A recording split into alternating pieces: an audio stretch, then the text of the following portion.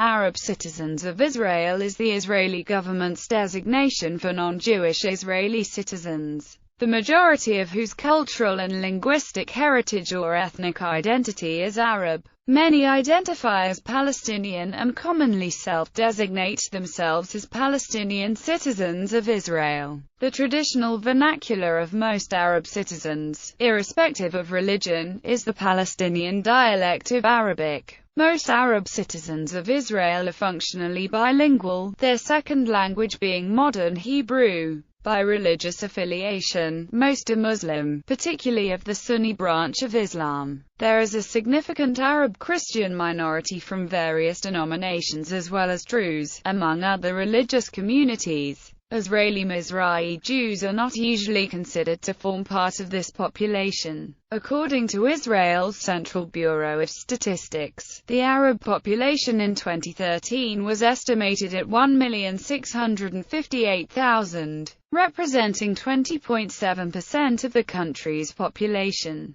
The majority of these identify themselves as Arab or Palestinian by nationality and Israeli by citizenship. Many have family ties to Palestinians in the West Bank and Gaza Strip, as well as to Palestinian refugees in Jordan, Syria, and Lebanon. Negev Bedouins and Druze tend to identify more as Israelis than other Arab citizens of Israel. Most of the Arabs living in East Jerusalem and the Golan Heights, occupied by Israel in the Six-Day War of 1967 and later annexed, were offered Israeli citizenship, but most have refused, not wanting to recognize Israel's claim to sovereignty. They became permanent residents instead. They have the right to apply for citizenship, are entitled to municipal services, and have municipal voting rights. Terminology. How to refer to the Arab citizenry of Israel is a highly politicized issue, and there are a number of self-identification labels used by members of this community.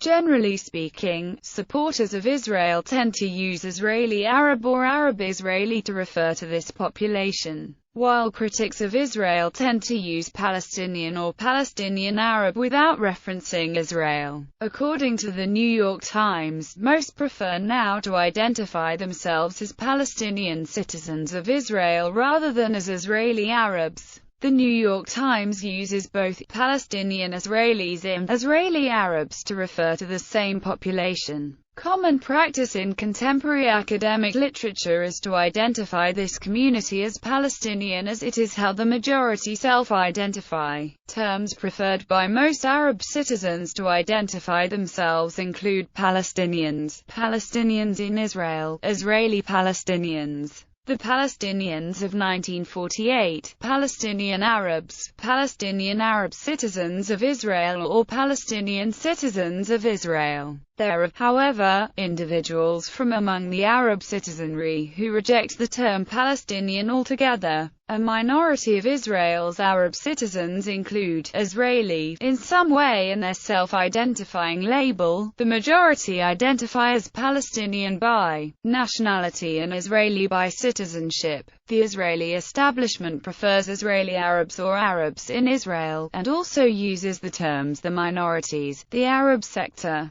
Arabs of Israel and Arab citizens of Israel. These labels have been criticized for denying this population a political or national identification, obscuring their Palestinian identity and connection to Palestine. The term Israeli Arabs in particular is viewed as a construct of the Israeli authorities. It is nonetheless used by a significant minority of the Arab population, reflecting its dominance in Israeli social discourse. Other terms used to refer to this population include Palestinian Arabs in Israel, Israeli Palestinian Arabs, and the Arabs inside the Green Line. The latter appellation, among others listed above, are not applied to the East Jerusalem Arab population or the Druze in the Golan Heights, as these territories were occupied by Israel in 1967. As the Israel Central Bureau of Statistics defines the area covered in its statistics survey as including East Jerusalem and the Golan Heights, the number of Arabs in Israel is calculated as just over 20% of the Israeli population. History. 1948 Arab-Israeli War. Most Israelis refer to the 1948 Arab-Israeli War as the War of Independence, while most Arab citizens refer to it as the Nakba, a reflection of differences in perception of the purpose and outcomes of the war. In the aftermath of the 1948 war, British Mandate of Palestine was de facto divided into three parts: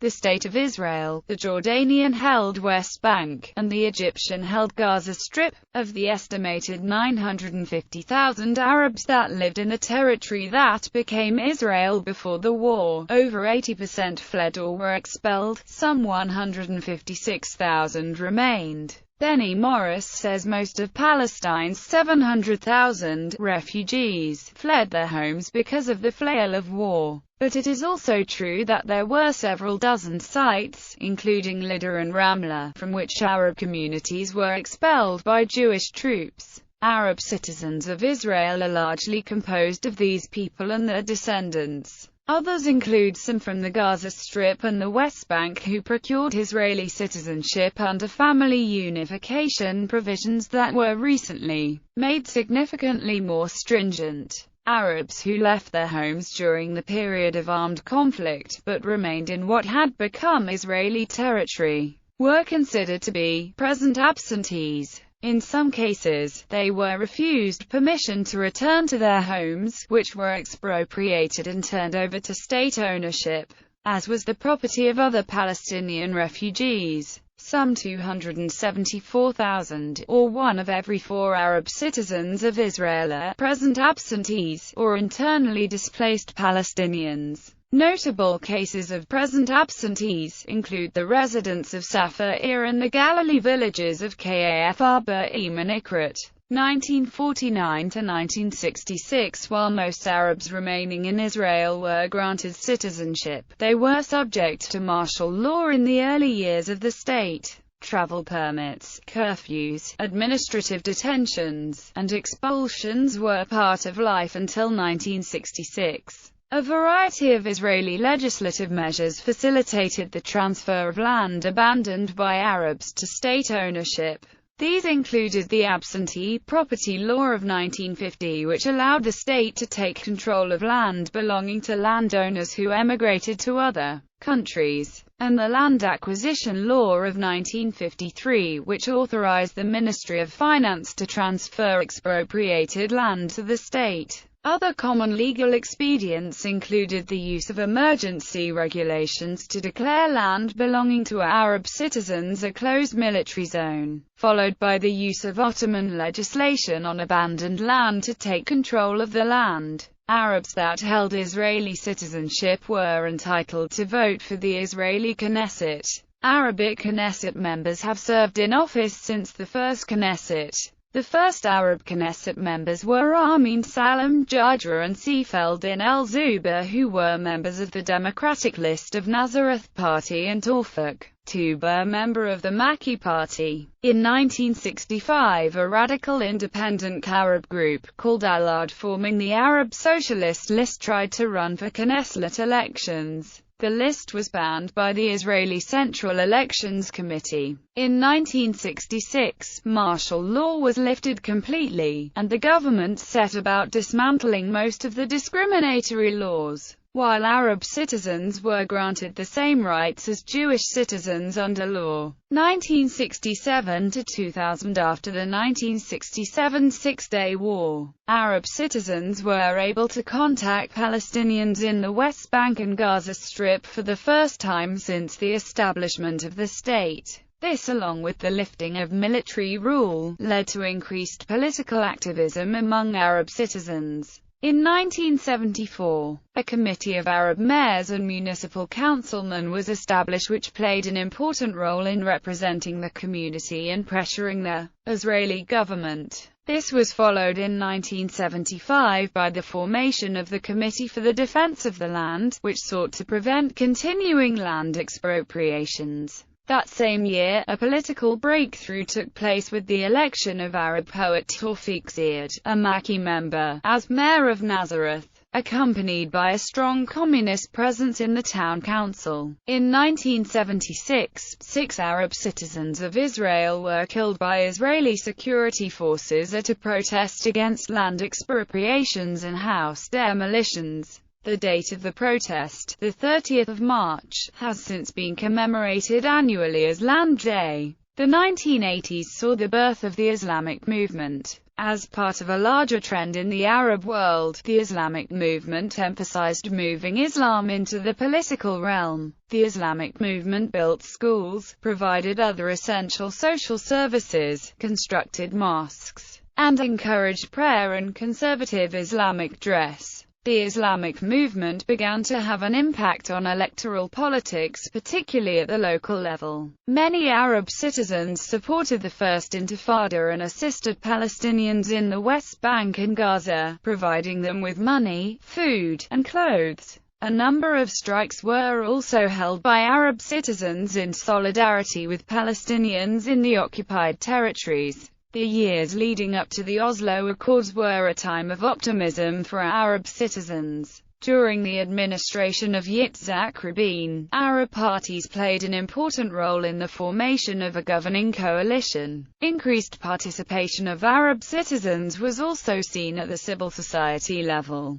However, tension continued to exist, with many Arabs calling for Israel to become a state of all its citizens, thereby challenging the state's Jewish identity. In the 1999 elections for Prime Minister, 94% of the Arab electorate voted for Ehud Barak. However, Barak formed a broad left-right-center government without consulting the Arab parties, disappointing the Arab community. 2000 present tensions between Arabs and the state rose in October 2000 when 12 Arab citizens and one man from Gaza were killed while protesting the government's response to the Second Intifada. In response to this incident, the government established the Ur Commission. The events of October 2000 caused many Arabs to question the nature of their Israeli citizenship. To a large extent, they boycotted the 2001 Israeli elections as a means of protest. Ironically, this boycott helped Ariel Sharon defeat Ehud Barak. In 1999 elections, more than 90% of Israel's Arab minority had voted for Ehud Barak. IDF enlistment by Bedouin citizens of Israel dropped significantly. During the 2006 Lebanon War, Arab advocacy organizations complained that the Israeli government had invested time and effort to protect Jewish citizens from Hezbollah attacks,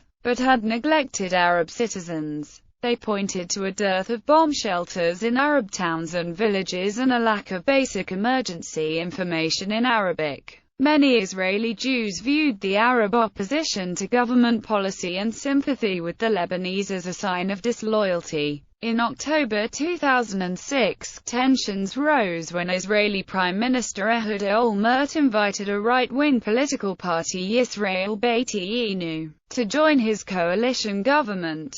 The party leader, Avigdor Lieberman, advocated an ethnicity-based territory exchange, the Lieberman Plan, by transferring heavily populated Arab areas to Palestinian Authority control and annexing major Jewish-Israeli settlement blocks in the West Bank close to the Green Line as part of a peace proposal. Arabs who would prefer to remain in Israel instead of becoming citizens of a Palestinian state would be able to move to Israel. All citizens of Israel, whether Jews or Arabs, would be required to pledge an oath of allegiance to retain citizenship. Those who refused could remain in Israel as permanent residents. In January 2007, the first non-Druze Arab minister in Israel's history, Ghalib Majadal, was appointed minister without portfolio. The appointment was criticized by the left, which felt it was an attempt to cover up the Labour Party's decision to sit with Yisrael Beiteinu in the government, and by the right, who saw it as a threat to Israel's status as a Jewish state.